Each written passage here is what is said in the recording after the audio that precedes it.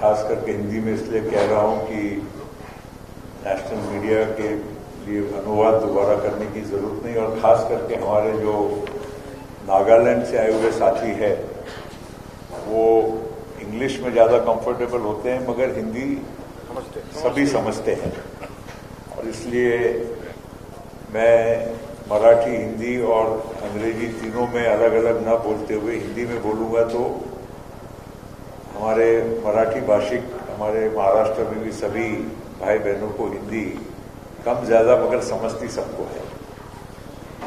मैं सबसे पहले यहाँ पर हमारे प्रदेशाध्यक्ष और खास करके हमारे वरिष्ठ नेता छगन भुजबल जी का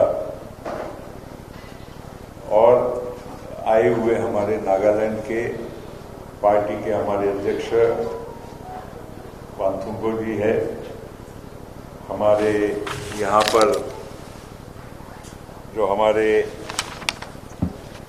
एमएलए हैं उसमें हमारे पार्टी के जो विधानसभा के जो हमारे लीडर हैं मिस्टर इंजीनियर पिक्टो शोहे, हम मेरे बगल में बैठे हैं।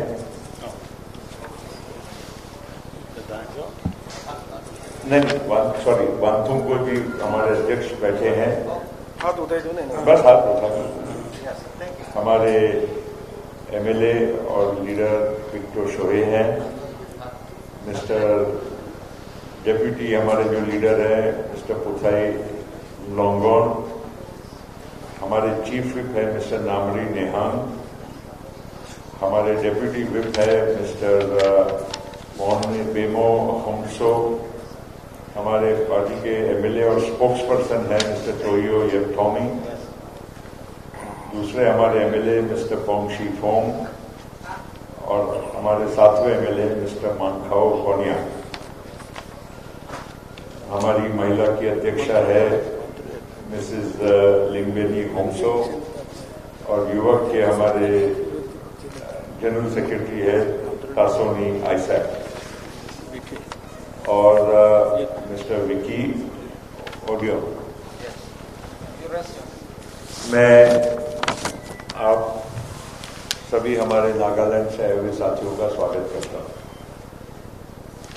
खास करके आप सभी लोगों को मैं ये बताना चाहूंगा कि राष्ट्रवादी कांग्रेस पार्टी ने 30 जून को ये प्रारंभिक हमारी जो बैठक में फैसला हुआ कि अजीत पवार के नेतृत्व में हमने राष्ट्रवादी कांग्रेस पार्टी आगे बढ़ानी है और चलानी है, और उस फैसले को हमने हमारे सभी साथियों से चर्चा की और उसमें नागालैंड के भी हमारे सभी अध्यक्ष और साथियों से भी हमने चर्चा की, और उस दिन फोन में बात होके सभी लोगों ने अपनी स्वीकृति दर्शाई और उन्होंने अपने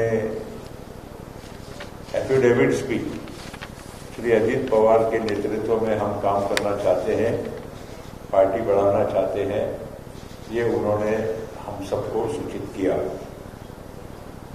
मैं आपको ये थोड़ा स्मरण इसलिए करा रहा हूं कि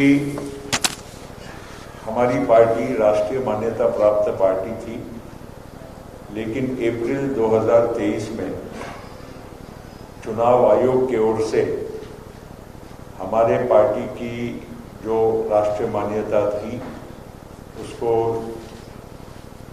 सीमित करने में ये इलेक्शन कमीशन मजबूर हुआ। जो 4 राज्यों में हमको जो आवश्यक वोट की मात्रा जो लगती थी वो नहीं हो पाई, और इसलिए हमारी मान्यता ये नागालैंड और महाराष्ट्र तक हमको अभी सीमित है। उसका मतलब ये नहीं कि हम और राज्यों में चुनाव नहीं लड़ सकते, जरूर लड़ सकते हैं, पार्टी के तौर पर लड़ेंगे, लेकिन वहां पर और वोटों की मात्रा जब तक हमको नहीं मिलेगी तब तक पार्टी का जो स्टेटस है वो हमारा ये नागालैंड और महाराष्ट्र तक सीमित रहेगा। और इसलिए जहां तक महाराष्ट्र का है, आप सब लोगों को हम पहले भी बता चुके हैं और आप लोग सब यहाँ के रहने वाले हैं, यहाँ की राजनीति और हमारी पार्टी की गतिविधियों को हमेशा कवर करते आए हैं। इसमें आप सभी लोगों को बहुत अच्छे से विदित है कि 43 विधायक MLA 53 में से आज हमको सपोर्ट कर रहे हैं और इस वजह से आप विधानसभा की जब और विधान परिषद की हिसाब की आप संख्या देखें तो 9 में से 6 MLC आज हमको सपोर्ट कर रहे हैं। और नागालैंड का जब आप देखते हैं तो नागालैंड में 7 में से 7 MLA हमको सपोर्ट कर रहे हैं। जहां तक ऑर्गेनाइजेशनल विंग है, जो पार्टी का संगठनात्मक जो ढांचा होता है, उसमें मैंने पहले ही आप लोगों को बताया था, आज फिर से दोहरा रहा हूं कि हमारी पार्टी के जो संविधान जो बना हुआ है उसके अनुरूप जो समय समय पर जो चुनाव होने चाहिए और जिस तरीके से होने चाहिए वो चुनाव हमारे पार्टी में हुए नहीं हैं। और ये केवल एक अधिवेशन बुलाकर हम पदाधिकारी बन गए, इस तरह से ये हमारे संविधान में कहीं भी लीगली वो उचित नहीं है, वो अधिकृत नहीं है। और ये बात भी आप लोगों को मैं बताना चाहूँगा कि जितने भी प्रांत के अध्यक्ष हैं, चाहे हमारे नागालैंड के हो, महाराष्ट्र के हो, जयंत पाटिल हो, चाहे और भी राज्यों में जो भी अध्यक्ष हैं, वो केवल नॉमिनेटेड अध्यक्ष रहे हैं। और योगायोग की बात है कि मेरे हस्ताक्षर के माध्यम से वो सभी लोगों को पदाधिकारी का चयन किया गया है। कहने का मतलब यही है कि जो नियुक्तियां संगठनात्मक तौर पर होती है, ये बात भी सही है, आप लोग भी जानते हैं, पार्टी इज सुप्रीम। पार्टी ये 10th शेड्यूल में मानी गई है कि पार्टी महत्वपूर्ण है, बिल्कुल सही बात है, मगर पार्टी के चुनाव भी उसके अनुरूप हमारे कॉन्स्टिट्यूशन संविधान के अनुरूप हुए हो तो वो बराबर है। और इसलिए हमारी पार्टी में उस तरह से वो चुनाव हुए ही नहीं है, कोई हमारे पास रिकॉर्ड नहीं है। हमारे पास अगर नेशनल हम कन्वेंशन बुलाते हैं, आपको एक बात मैं स्पष्ट कहना चाहता हूं कि डिस्ट्रिक्ट से स्टेट और स्टेट से सेंटर तक डेलीगेट्स बनते हैं और वो अपने अपने तरीके से अपने वहाँ के अध्यक्षों को चुनते हैं, चाहे डिस्ट्रिक्ट का अध्यक्ष हो, चाहे स्टेट का अध्यक्ष हो या नेशनल। तो वो डेलीगेट्स हमारे कभी इलेक्शन ही नहीं हुए बहुत कई सालों से, तो वो डेलीगेट्स ही नहीं है। इसलिए बिना डेलीगेट अभी हम अधिवेशन बुला ले, 1000-2000 आदमी की भीड़ बुला ले और उसमें हम कह दें कि ये चुने गए हैं, मगर वो कौन आए, कैसे चुने गए, वो कौन लोगों ने आकर आपको चुना, ये सारी बातें हमारे बहुत क्लियरली मैं आपको कहना चाहता हूं कि एब्सेंट है। और उस वजह से पार्टी के कॉन्स्टिट्यूशन संविधान के तौर पर चुनाव की जो प्रक्रिया होनी चाहिए वो असंवैधानिक है। और इसलिए चुनाव आयोग को पार्टी कौन है, और इसमें ये इसका कहने का पीछे एक और बैकग्राउंड भी मैं आपको ये कहना चाहता हूं, क्योंकि बहुत सारे सुप्रीम कोर्ट के जजमेंट हो चुके हैं।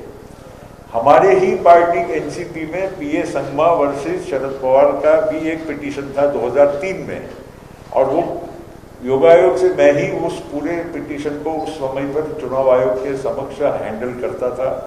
और उस वक्त भी बहुत सारी जो चीजें थी अल्टीमेटली स्ट्रेंथ ऊपर गई, क्योंकि numerical strength of elected representatives पे ही गई वो।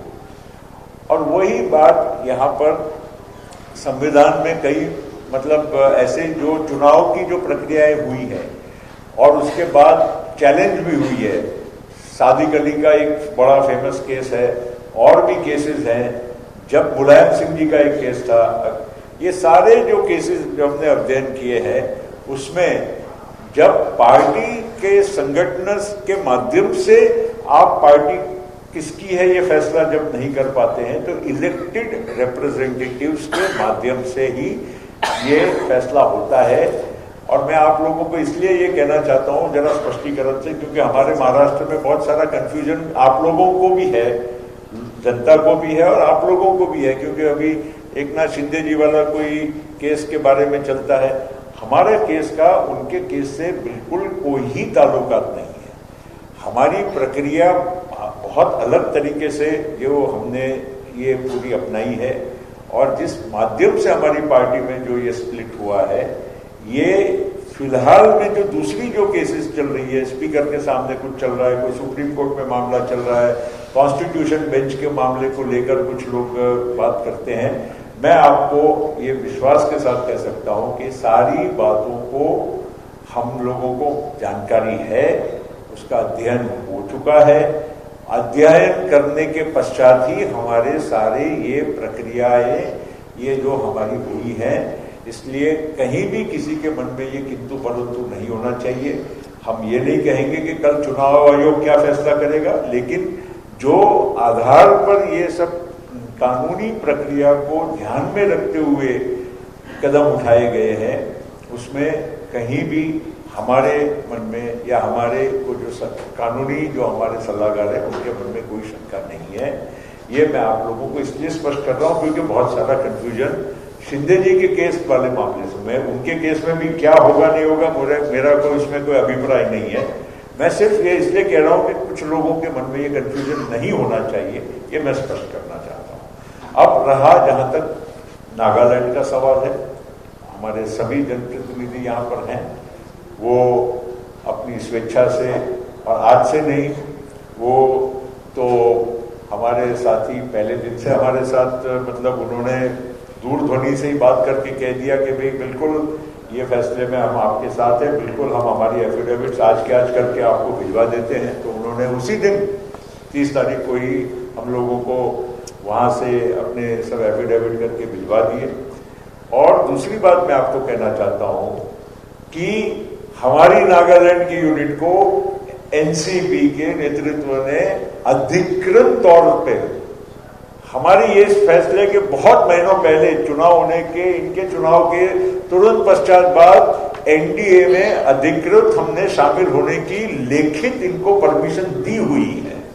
और इसलिए एनडीए के घटक हम आज हैं, ये बोलना तो चलिए दूसरी बात है, लेकिन सच्चाई तो ये है कि हम एनडीए में जिस दिन हमने हमारे नागालैंड की यूनिट को चिट्ठी दी, उस दिन हम अधिकृत एनडीए में शामिल हो चुके थे। ये आप लोगों को मैं बहुत स्पष्टता से कहना चाहता हूं, और ये चिट्ठी भी उनके पास है। आपको जब जिनको जो भी प्रश्न पूछना है पूछ सकते हैं, लेकिन ये बात it is a fact that the NCP decided to join the NDA the day we officially in writing gave a letter to the Nagaland unit of the NCP and the leader of the party, legislative party of the NCP, to officially align with the NDA.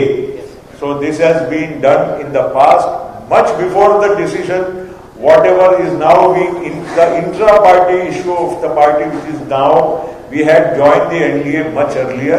I want to make this very clear.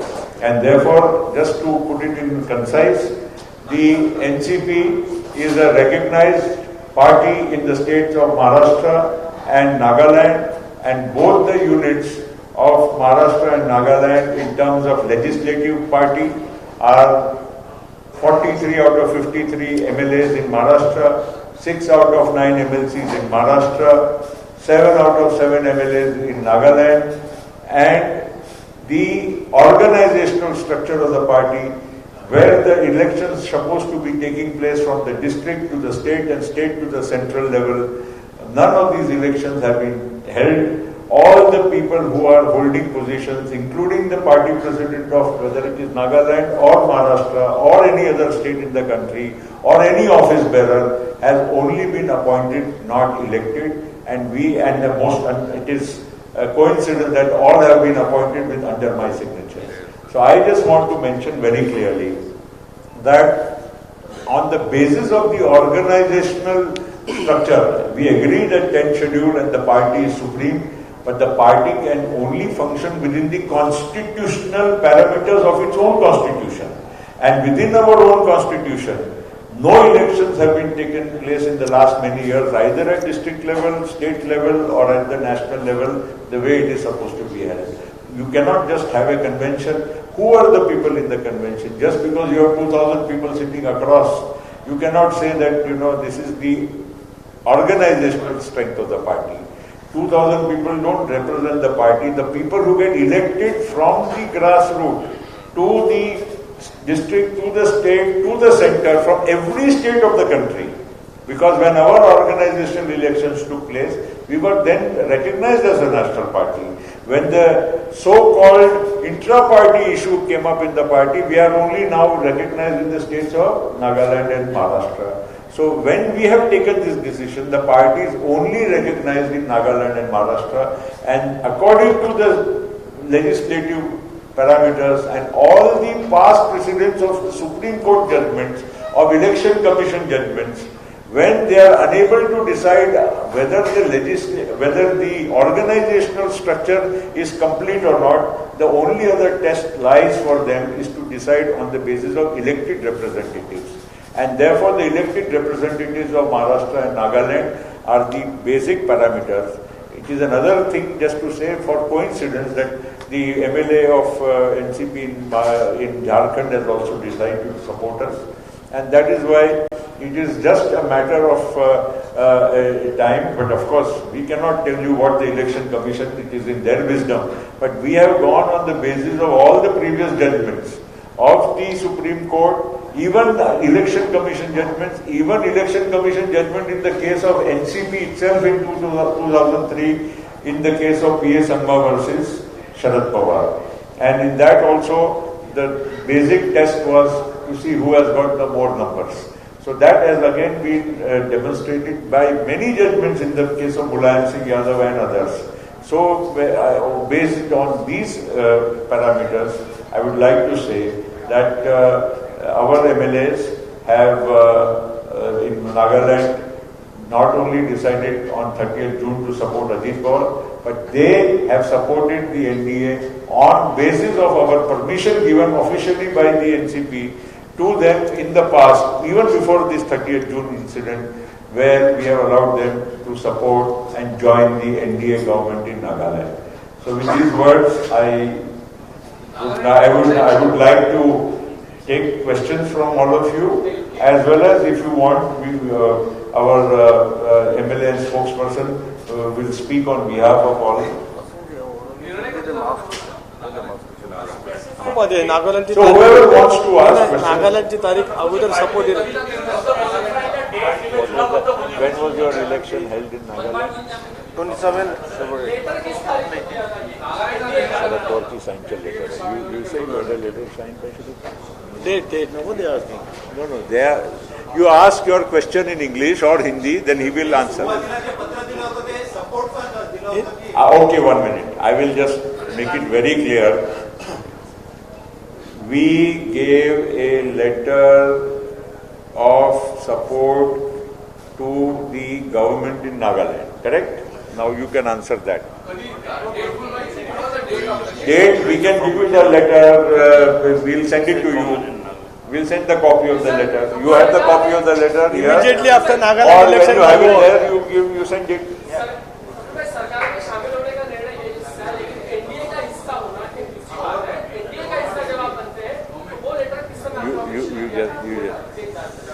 They see, then once we gave them permission, they have to give a letter, na? So they have given the letter. You please. Date they will give you, but this is way before 30th June. That was in the early March of 2023, not in June. When we March. Yeah, March. That was in early March 2023. Yes, with the consent of in the knowledge of Sharad Pawar, that we were allowed to join the NDPP original party in Nagaland and BJP alliance government.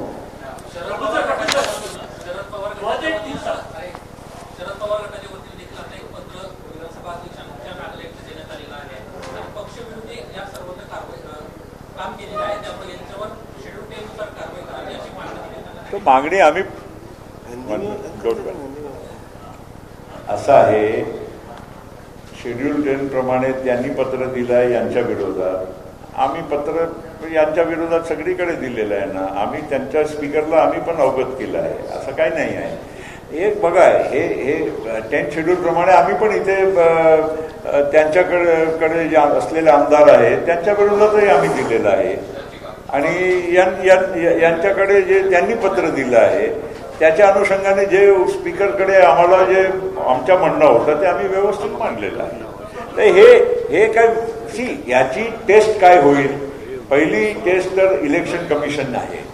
Election कमिशनच्या नंतर जे काही होईल ते कारवाई ते होईल, पण तोपर्यंत काय विषय नाही.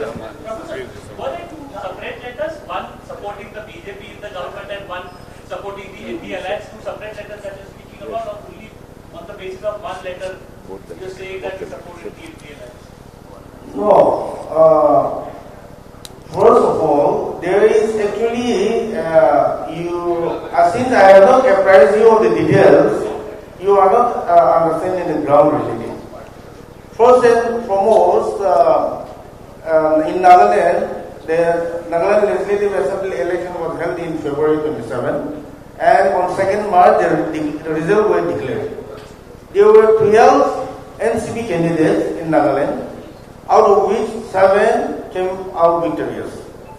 Now, as soon as the result came out, this is actually apart from the party issue or despite all other issues, in Nagaland there was an idea mooted by many legislators that it should be an opposition-led government.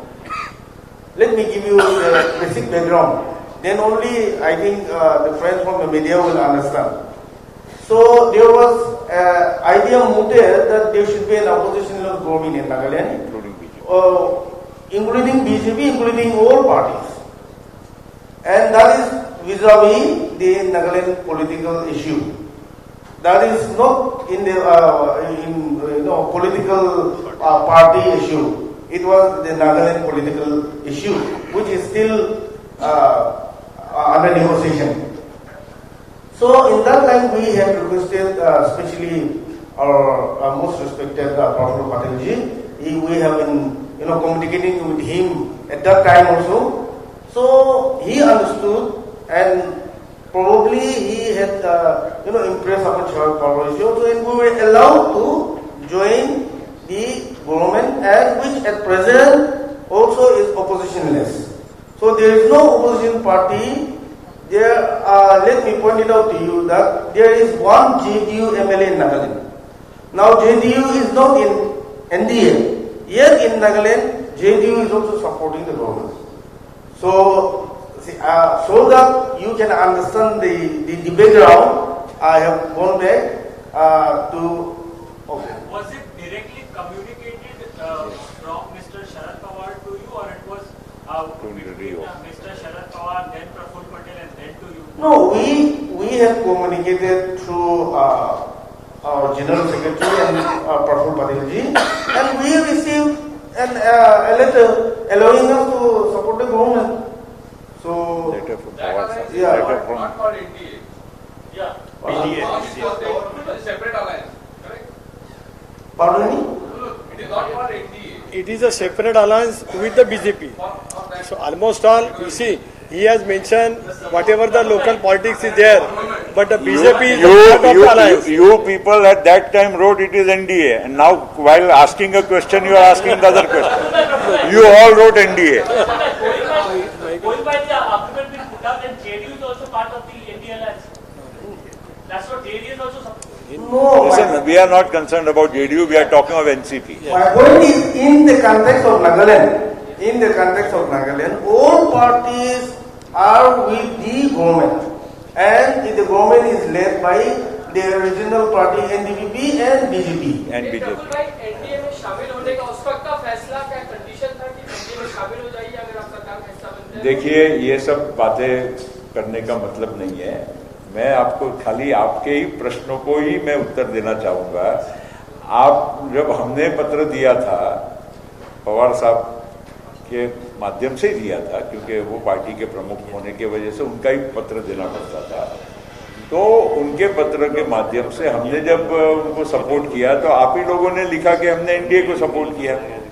अभी आप प्रश्न पूछने के time पे कुछ और पूछ रहे हैं, तो इसलिए मेरा ये स्पष्ट कहना है कि वो तो क्लियर था ना कि it is an NDPP BJP government and we agree to support that. I am just giving you a background कि हमने उस वक्त एक भूमिका ली, तब एक अलग बात थी। हमने यहाँ महाराष्ट्र में दूसरी भूमिका ली तो वो अलग बात हो गई। ये मैं आपको खाली यही बात कहता।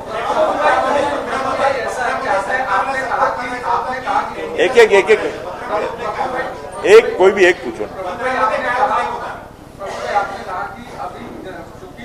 एनसीपी में चुनाव नहीं हुए हैं तो जो पोजीशन की गई पहले से वो इलीगल है और वो बेसिक तौर पर जो शेड्यूल टेस्ट के अनुसार वो सही नहीं है। तो उसके बाद से जो आप लोगों का जो अपॉइंटमेंट्स रहा, क्या वो भी सही रहा या नहीं सही? इलेक्शन कमीशन जो फैसला करेगा उसके पश्चात सारी बातें आपको स्पष्ट हो जाएगी।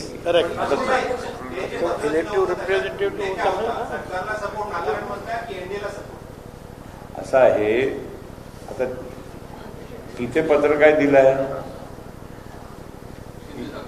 शिंदे सरकारला पाठिंबा ना, एकच गोष्ट आहे ना। आता आम्ही शिंदे सरकारला पाठिंबा दिला, इनडायरेक्टली काय झालं? आम्ही पत्र काही दुसरं नाव तर नाही देऊ शकत ना। आम्हाला पत्र ज्यांच्या मुख्यमंत्री असेल त्यांच्याच नावाचं द्यावं लागते।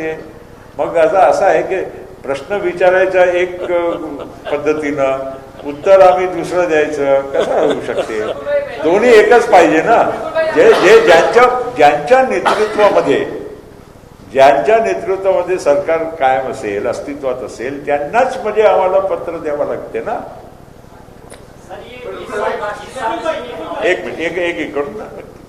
सर 20 साल से ये जो एनसीपी आप जो चला रहे थे, ये एक तरीके से अवैध भी हो गई। देखो, कोई अवैध नहीं होता है।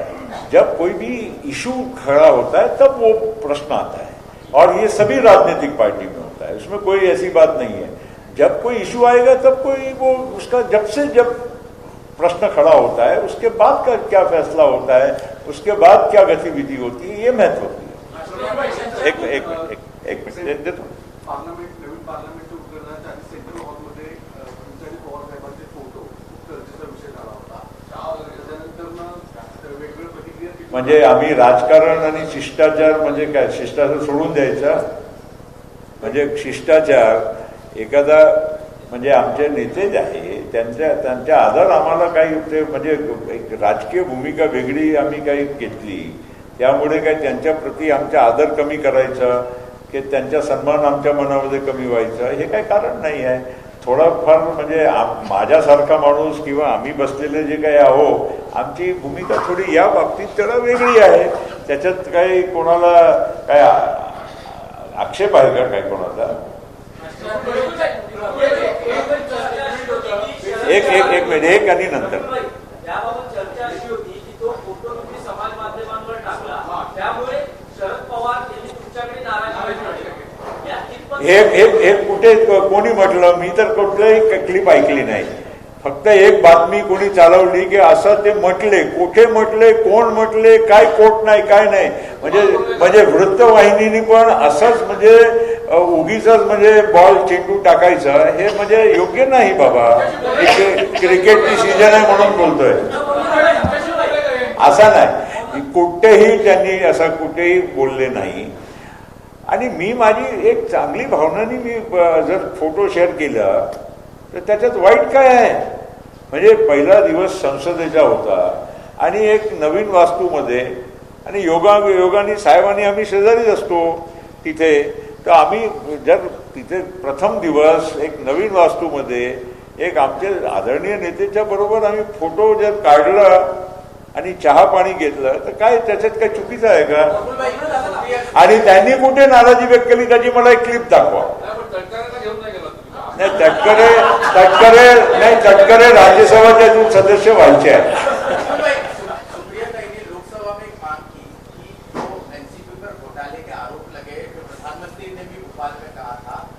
जांच करा देनी चाहिए और कहीं ना कहीं अजीत पवार देखिए ये सब बहुत सारी बार हो चुकी है, इसको क्यों हम बार बार दोहरा रहे हैं? चलो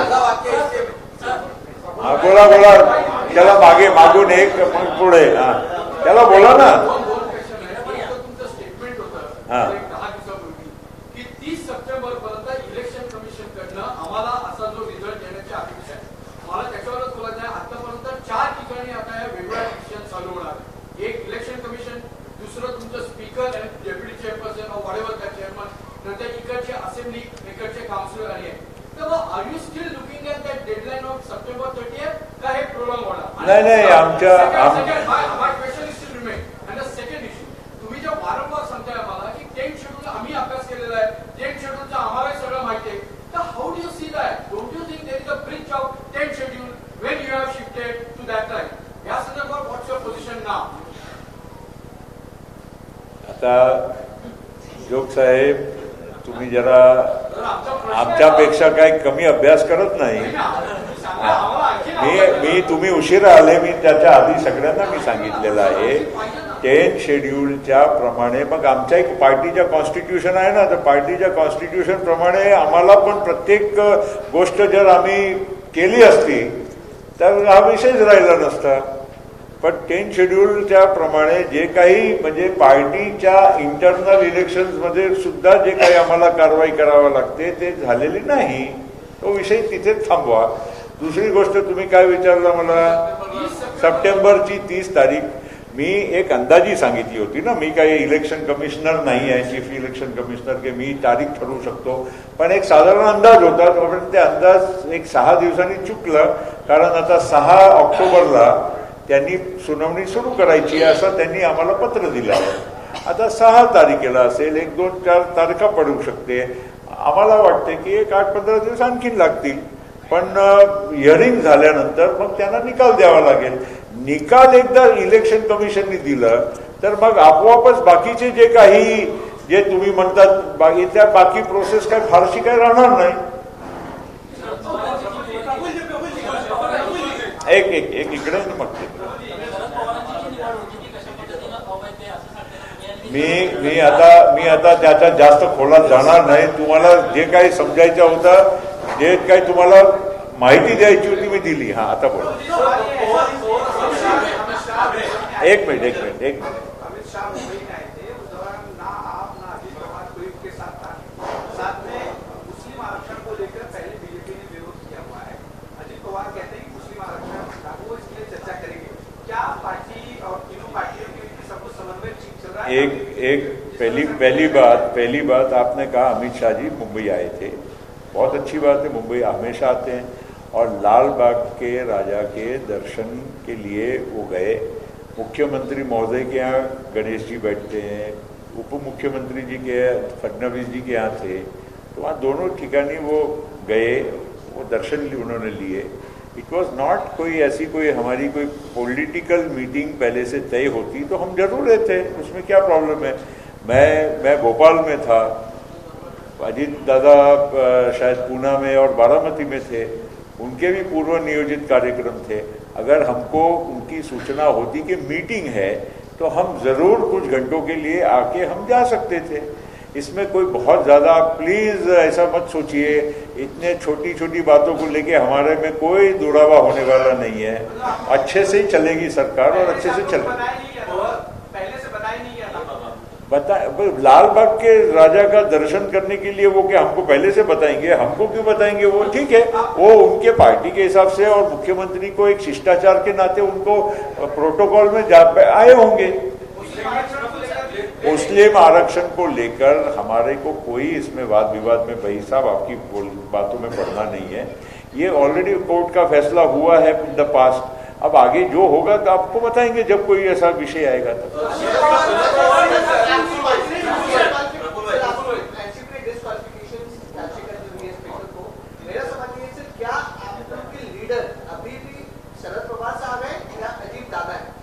नहीं, वो तो अजीत पवार एनसीपी के लीडर है ना, वो तो उसमें स्पष्ट है, उसमें कहा प्रेसिडेंट है, नेशनल प्रेसिडेंट. हमारी इतनी सारी आप स्पीचेज और ये सब सुनते नहीं क्या? चलिए आगे. पार्टीमध्ये स्प्लिट आहे. इलेक्शन कमिशन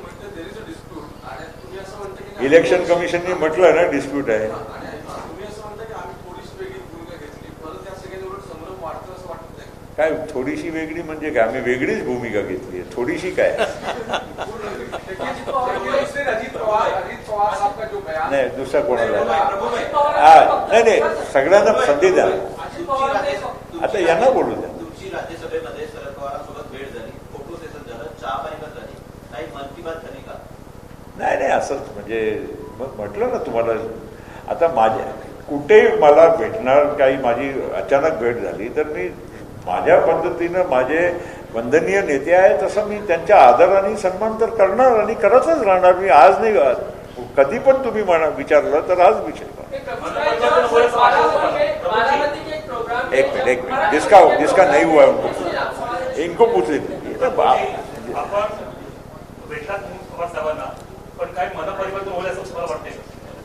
असं आहे आम्ही तर देवाला दररोज प्रार्थना करतो आमच्या साहेबांच्या मन परिवर्तन झालं पाहिजे. ठीक आहे. अजितदादांचं एक वक्तव्य सध्या प्रचंड गाजतंय. काल त्यांच्या बारामतीमध्ये बोलताना असं म्हटलं की उद्या अर्थमंत्री राहायचं नाही, माहिती नाही. याकडे कसं बघताय? अरे अजित दादा काही वेगळ्या पद्धतीनं म्हणजे काय दुसऱ्या अर्थाने बोलले असतील. तुम्ही लोक म्हणजे फक्त एखादा शब्द इकडे तिकडे काढतात. अरे त्यांच्या असं काही म्हणण्याचं तात्पर्य नव्हतं आणि असं काही होणार नाही. आता हा चला.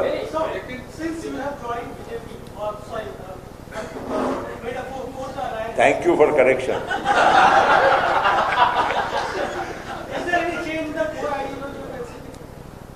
What is the ideology? NCP believes in its core values as has been written in our party's constitution. There is no change in our core values.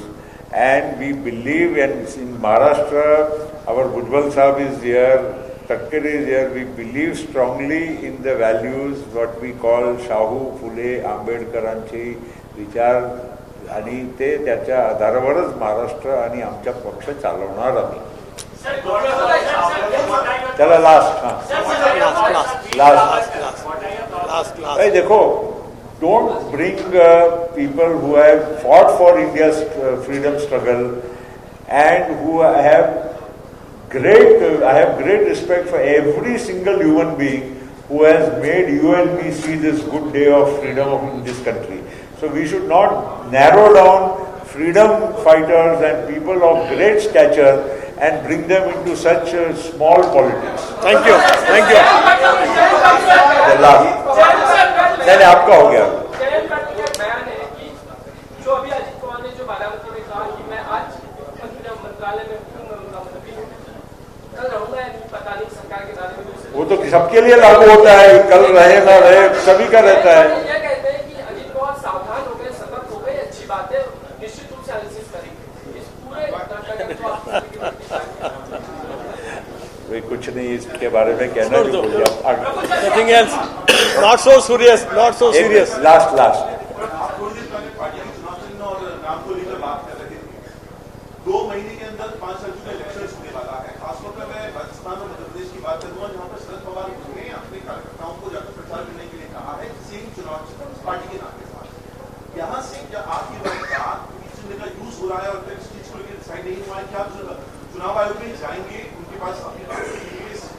जब चुनाव मध्य प्रदेश, राजस्थान और तेलंगाना और बाकी छत्तीसगढ़ में लगेंगे, मिजोरम में भी होने वाले हैं. और मैं परसों भोपाल में ही था. पार्टी का हमने राज्य का सम्मेलन भी हमने वहाँ पर किया. मैं आपको कहता हूँ कि ये सारी जो स्टेज आएगी ये नवंबर के आसपास आएगी. तब तक इलेक्शन कमीशन ने तो 6 अक्टूबर को अपना मतलब सुनवाई शुरू करना है. 8-15 दिन से उससे ज़्यादा क्या सुनवाई होगी. तो ऐसा मेरा अंदाज है. मतलब मैं कोई चुनाव आयोग के प्रति ओर से नहीं बोल सकता हूँ, लेकिन ऐसा एक मोटी अंदाज तो लगेगा ना कि 8-15 दिन में उसके बाद फैसला होगा. तो मुझे नहीं लगता है कि अब चुनाव आयोग इससे ज़्यादा कोई डिले होगा, क्योंकि जब भी हमारे मतलब दूसरे तरफ से जो समय मांगा जाता था इलेक्शन कमीशन से, वो जब उन्होंने जो समय मांगा वो करीब उस तरह से ही चुनाव आयोग ने उनको समय दिया है. और आज हम करीब 3.5 महीने के बाद उसकी हियरिंग शुरू होने वाली है. तो आई डोंट थिंक अब उसमें कोई बहुत ज़्यादा अगले चुनाव के पर उसका असर होगा कि डिले हो या कुछ हो, जो भी होगा वो स्पष्ट उसके पहले ही हो जाएगा। और हमें उम्मीद है, क्योंकि हमने जो हमारा अध्ययन किया है और हमने हमारी जो प्रक्रिया की है और जो सामान्य तौर पर जो भी होना चाहिए उसके हिसाब से चिन्ह, और अच्छा है अगर वो ज्यादा प्रचार कर रहे हैं तो हमारी गढ़ी और हमारा पार्टी का नाम और ज्यादा फेमस होगा, दोगुना प्रचार होगा। बस अभी अच्छा शेवटचा आता कोणी एक शेवटचा, हा एक शेवटचा मराठी चला आता बस संपलं। राष्ट्रवादीने आपली संपूर्ण विचारधारा सोडलेली नाही, तर तुम्ही ज्यावेळेस महाविकास आघाडीमध्ये होता त्यावेळेस एक कॉमन मिनिमम प्रोग्राम होता। शिवसेना ही जास्त हिंदुत्ववादी पार्टी आहे आणि तिच्याशी जुळवून घेण्यासाठी संपूर्ण कॉमन मिनिमम प्रोग्राम होता। आता भाजप देखील त्याच्यापेक्षा अधिक तीव्र हिंदुत्ववादी पक्ष आहे। मला असं वाटते तुम्ही इथेच प्रश्न थांबावा, कारण आम्ही ज्या दिवशी शिवसेना बरोबर गेलो त्या दिवशी प्रखर हिंदुत्व आणि जास्त म्हणजे अग्रेसिव्ह हिंदुत्व कोणाचा होता ते आम्हाला सगळ्यांना माहीत आहे। आणि म्हणून आम्ही त्यांच्याबरोबर तडजोड जर केली आणि त्यांच्याबरोबर आम्ही जायला तयार झालो, तर मग आता जे आम्ही घेतलेला निर्णय आहे ते जास्त अनुकूल आहे आणि जास्त चांगलं आहे असं म्हणायला हरकत नाही। आता एक भुजबळ साहेबांच्या शेवटच्या काही तुम्हाला काही धन्यवाद। एबीपी माझा, उघडा डोळे बघा नीट।